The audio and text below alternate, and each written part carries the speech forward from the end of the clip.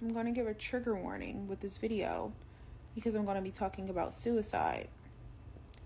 Now, one thing that a lot of people don't know is that my regular therapy job outside of my business is I work with clients who are either actively suicidal or were suicidal, who struggle with different mental illnesses, bipolar, BPD, depression, anxiety, different things, a lot of trauma, complex trauma, things like that.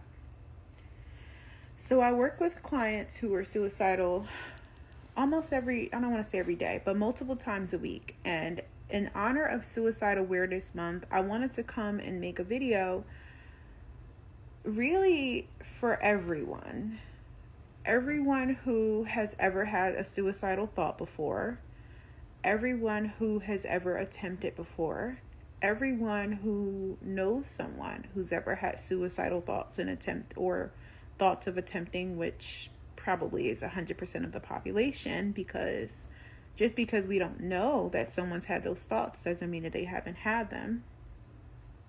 This video is for anyone who loves another human being, because life is hard. And sometimes people have a desire to not want to be on earth anymore. And I just wanted to bring to y'all a perspective that I think a lot of people could really benefit from having when it comes to thoughts of suicide. Now, me as a therapist, but really a spiritualist, I have a very unique way of speaking to people when they have those thoughts that keeps them wanting to stay alive.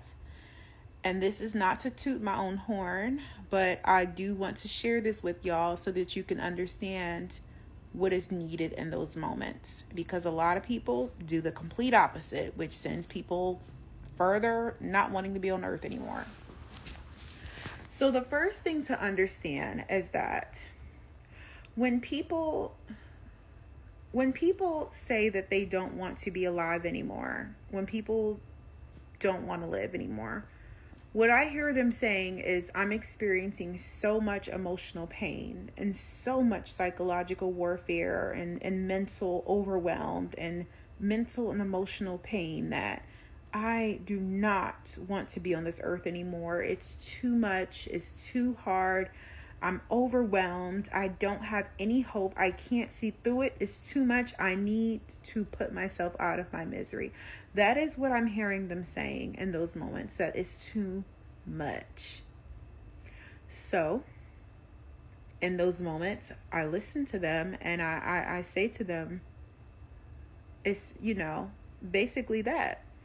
This is what I'm hearing you're saying. Are you saying that you're feeling too much mental and emotional pain, that you don't, being on earth is too hard? And they're just like, yes. And I'll tell you, this is a lot of the times one of the first time that they finally feel seen and heard, because a lot of people think when people say they don't want to be alive anymore, that I don't know what other people think, but that's what they're saying. That's what they're saying. They're just really, really overwhelmed, and they're in too much pain that it's hard to bear. And then I like to ask them, why don't you want to be on earth anymore? Why don't you want to be here anymore? And not in a confrontational way, just genuinely curious. What is it that's causing you so much pain? What are you running away from? And the magic solution, the magic thing that you can do for people in those moments?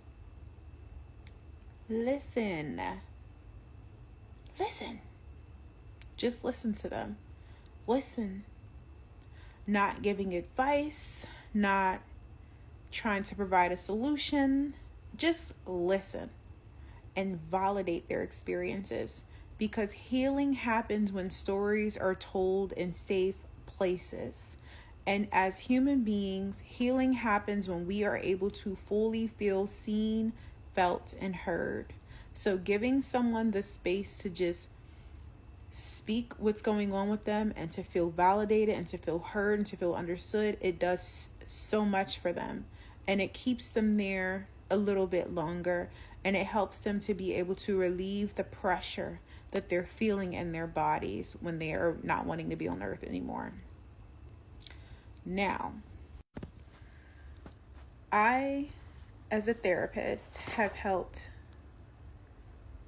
a lot of people who did not want to live anymore to change their minds after our sessions.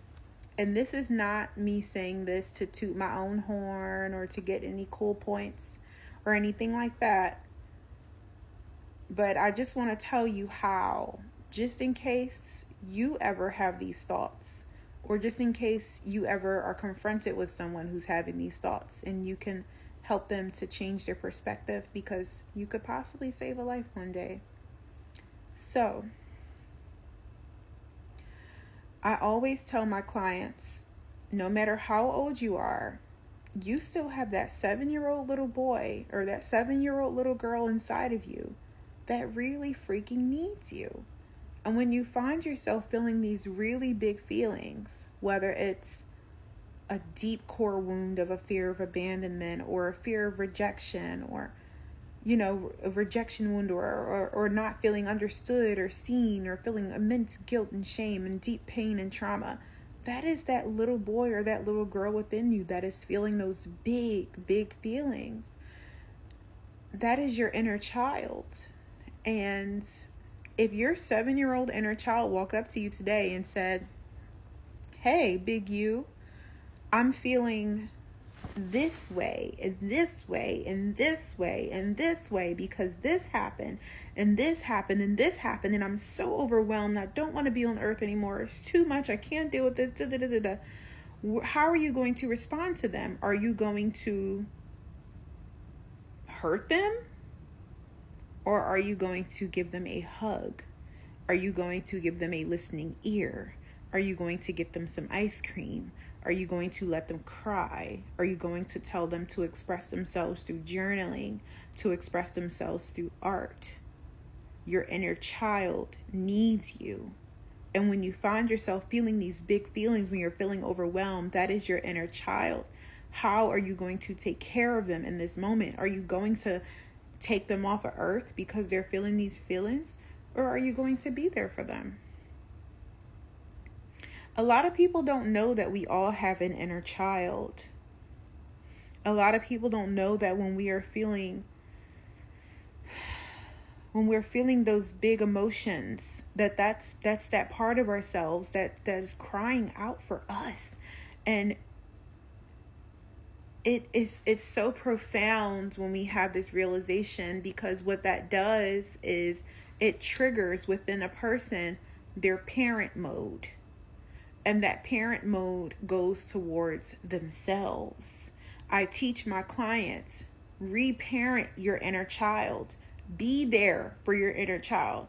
Loving yourself is not just taking a bath or putting on a face routine or whatever may have you. Loving yourself is showing up for your inner child. And one of the deepest wounds that a lot of people are facing when they're not wanting to be alive anymore, because it's one of the most painful wounds that we all navigate, is the wound of abandonment. And I like to tell people, because it's very true, we can never be abandoned if we don't abandon ourselves. And when I say don't abandon yourself, I mean don't abandon your inner child. And when I have this conversation with my clients,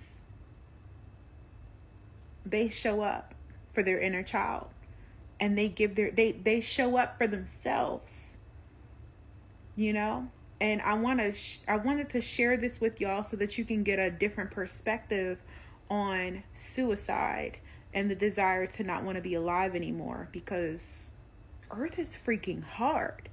And if somebody has those thoughts, that's just their thoughts. It's valid. We don't want them to do that. But you could save a life by just simply listening, validating their experiences, and reminding them to take care of their inner child.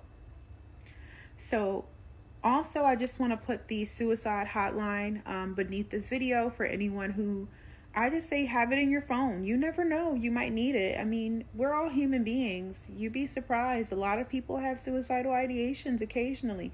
It happens. It's nothing, I don't want to say it's nothing to be ashamed of, but it's not. It's actually more common than you think. But just remember to be kind to other people, because you never know what other people are going through.